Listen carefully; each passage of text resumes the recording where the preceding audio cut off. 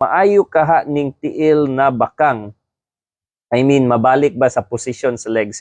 So, bakang is usually not a sign of sports injury or ACL. It can be though a sign of osteoarthritis, rheumatoid arthritis, or some form of arthritis. So bakang is ang imong knees nag-inana na no, pwede na siya na arthritis. And we do answer arthritis questions every Saturday at 6 p.m. But again, just like Sir Jake, Ma'am Angie, we will need to examine the patient kung ang bakang is really caused by osteoarthritis. Because the answer is yes, we can correct that to a certain degree. But again, kinahanglan nato makita ng patient.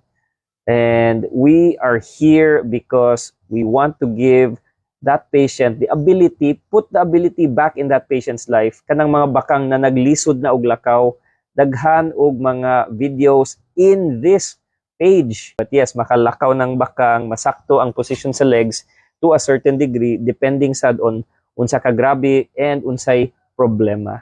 Number one is, again, please see an orthopedic doctor, Ma'am Angie.